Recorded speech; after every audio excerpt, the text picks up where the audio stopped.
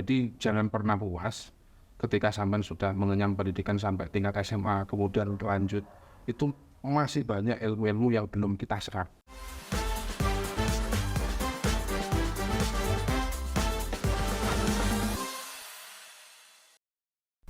Assalamualaikum warahmatullahi wabarakatuh. Waalaikumsalam. Selamat sore semuanya, kembali lagi dengan saya Muhammad Dias di acara Imut Talk Show.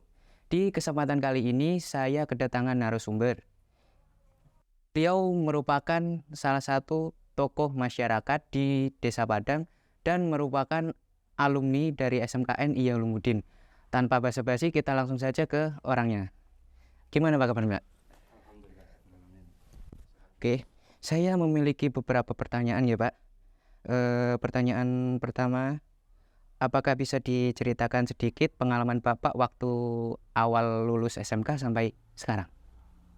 Alhamdulillah, atas izin Allah, Nggih. sampai sekarang masih diberikan netnya, masih diberikan nyawanya, diberikan kesehatan, sehingga dalam kesempatan ini bisa di podcastnya teman-teman siswa-siswi SMK ini. Nggih. Kalau melihat kondisi yang dulu memang itu yang ketika kami lulus mungkin masih banyak sekali fasilitas-fasilitas yang belum terpenuhi. Jadi kalau melihat perkembangannya mungkin karena saya alumni, kalau dibilang iri ya iri. Mungkin saat ini berkembangnya zaman juga dari pihak sekolahan mungkin juga mengikuti. Itu kira-kira. Itu bapaknya dulu apa punya impian bisa menjadi kepala desa? Nah, kalau terkait impian saat itu juga saya sendiri juga tidak menyangka Allah menakdirkannya sampai sejauh ini. Jadi tidak ada sih, tidak ada kepikiran. Oh, enggak ada. Berarti kayak emang sudah takdirnya gitu ya Pak ya? Jadi Kalau misalkan dulu itu ya mungkin saya sadar ya cuma punya kewajiban intinya sekolah, belajar ngaji, itu sudah terkait nanti mau jadi apa, insya Allah pilihan Allah itu jauh lebih baik. Jadi kita harus tetap menjalani apa yang sudah diatur oleh Allah. Lanjut ke pertanyaan kedua, bagaimana tanggapan Bapak tentang perkembangan siswa di zaman sekarang? Kalau perkembangan siswa zaman sekarang mungkin karena dinamikanya sudah berbeda jauh. Mungkin penanganan siswa zaman-zaman dulu mungkin atau waktu saya masih di SMK itu 2005 sampai 2008, penanganannya pun juga akan berbeda dengan yang ada saat ini. Karena dulu di sekolah itu kan hanya ada 3 jurusan, sementara kalau sekarang ada 7 atau 8. Ada 8. Ada 8. Iya. Nah, kira-kira seperti itu. Jadi kalau perkembangan zaman terkait siswa ini saya kira ada nilai plus juga, nilai minusnya. Karena kalau tadi saya sampaikan di awal, kalau terkait masalah fasilitas di sekolah, yakin jauh lebih baik yang ada sekarang. Tapi kalau terkait masalah akhlak, ini banyak sekali mungkin tidak hanya terjadi di lingkungan kita, tapi mungkin hampir di secara keseluruhan. Iya. Bahwa yang saat ini justru menjadi urgent, menjadi penting itu kan adab, ya, akhlak. Iya, sangat berbeda sekali ya Pak, murid zaman dulu sama zaman sekarang itu. Ya, tapi itu tadi Mas, ya, terkait perkembangan teknologi ini mungkin yang menggeser perubahan-perubahan nilai dari teman-teman. Iya, sangat berpengaruh sekali ya Pak ya. Betul.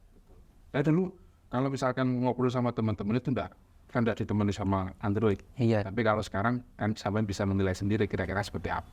Itu.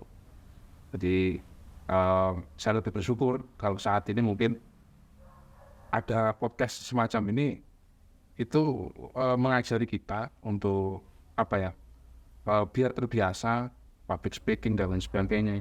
Berhadapan dengan kamera, dengan berhadapan dengan orang banyak itu juga suasananya pun juga berbeda.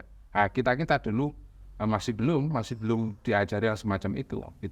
Jadi ada nilai plusnya juga ada nilai Negatifnya. dulu pun juga sama. Kira-kira seperti itu. Dulu bapaknya waktu di SMK masuk di jurusan apa? Di jurusan akuntansi. Oh berarti dulu tuh bapak emang nggak ada niatan jadi kepala desa atau mungkin impiannya gitu nggak ada ya? Yang penting Mas, saya melaksanakan kewajiban saya seorang anak, yaitu anak belajar. menimba ilmu, terus kemudian ternyata banyak sekali, meskipun alhamdulillah saya ditakdir bisa lulus sampai S2 itu, juga di lapangan itu masih banyak hal-hal yang belum saya ketahui. Jadi jangan pernah puas ketika sampean sudah mengenyam pendidikan sampai tingkat SMA, kemudian lanjut, itu masih banyak ilmu-ilmu yang belum kita serap.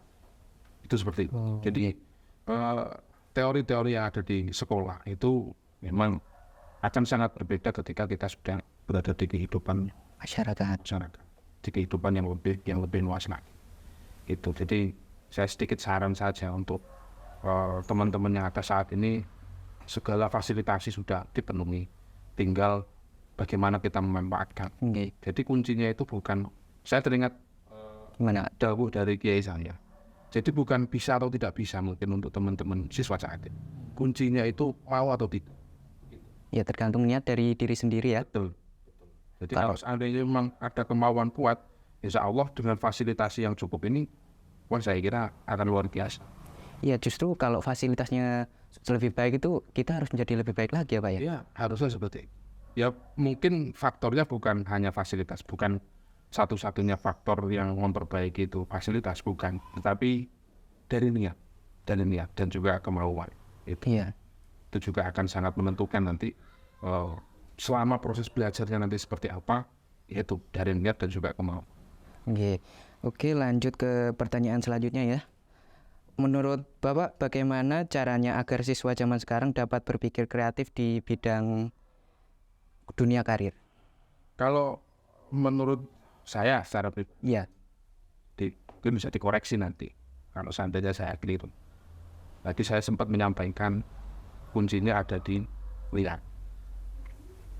Anak-anak ini mau apa tidak, butuh apa tidak kira-kira ke depan. Jadi kita saat ini butuh proses kesadaran diri. Kalau seandainya bahwa kita mengenyam pendidikan, mencari ilmu, baik ilmu umum maupun agama, itu kuncinya ada di kemauan.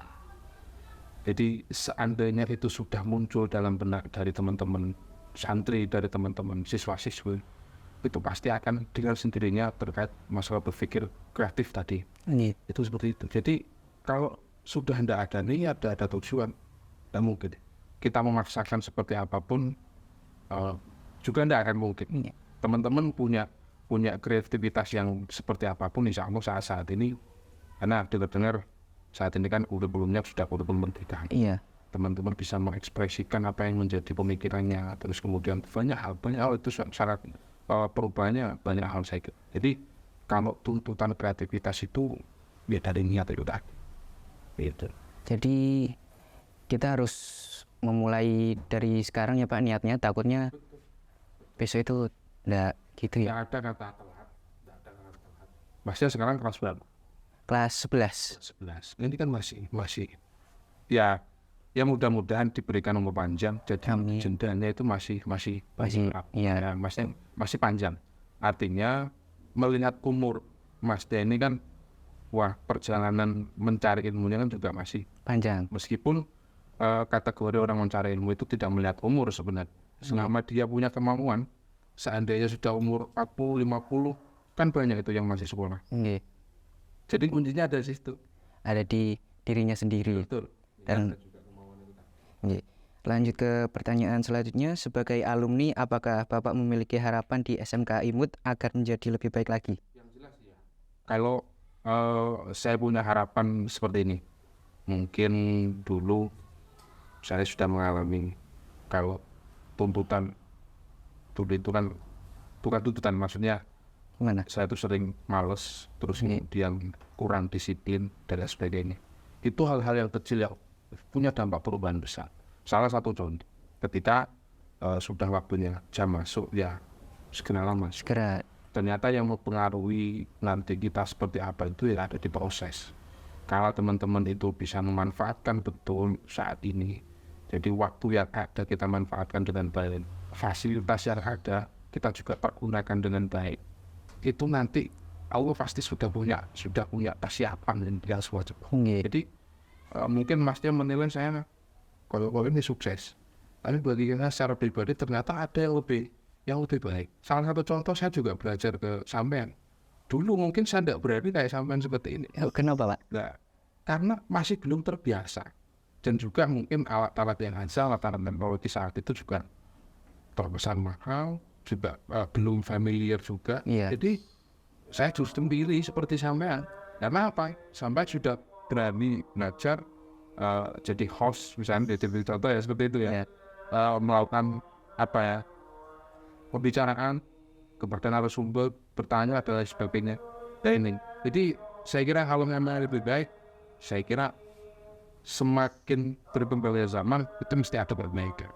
Itu seperti itu. Jadi saya tetap punya harapan selaku alumni teman-teman ini bisa konsisten dengan hal-hal yang kecil, disiplin, terus kemudian benar-benar dimanfaatkan seluruh fasilitas yang ada dari sekolah. Baik. Harus digunakan dengan baik gitu ya Pak ya. Lanjut ke pertanyaan terakhir. Apa motivasi yang membuat Bapak sukses seperti sekarang ini yang sekiranya bisa diteladani oleh anak-anak zaman sekarang? Nah, kategori sukses juga menurut saya masing-masing orang itu berbeda. Contoh mungkin Masnya melihat saat ini saya memimpin di desa sudah bisa jadi salah satu faktor kesuksesan. Nggih. Padahal kalau saya secara pribadi tidak ya. Misalkan teman saya nih tidak jadi apa-apa, dia hanya jadi tulang punggung di warga. Teman-temannya lagi, itu bagi saya juga sukses. Karena sudah mampu membina rumah tangga, kemudian menafkahi untuk keluarganya itu. Ada juga yang mungkin bisa menyebarkan kesuksesan dia. Contoh dia jadi bos, dan meskipun jadi tukang las, tapi dia bisa rekrutmen orang tangan yang lain untuk dibuka di Pekerjaannya. kesuksesan. Jadi motivasi apa kira-kira yang tepat untuk teman-teman saat ini? Kuncinya tadi kita harus punya niatan, kemampuan dan tujuan yang jelas. Tapi terkait nanti takdir Allah menentukan seperti apa, kita tidak ikut-ikut. Yang penting selama menjalani proses ini, kita benar-benar harus benar-benar sesuai, benar-benar konsisten. Ibaratnya SOP ya, standar operasi prosedur. Jadi SOP yang jenengan itu ya harus memanfaatkan waktu sholat, terus kemudian waktunya masuk belajar ya belajar, jangan sampai dilewatkan begitu saja. Itu kira-kira. Oke, cukup sampai di sini bincang-bincang kita kali ini. Semoga dapat bermanfaat ke para penonton, juga pesan dan kesan yang telah disampaikan oleh Bapak Kepala Desa dapat menjadi pegangan teguh untuk anak-anak di zaman sekarang ini. Sekian dari saya, jika ada kesalahan kata saya mohon maaf. Saya Muhammad Dias, pamit undur diri. Wassalamualaikum warahmatullahi wabarakatuh.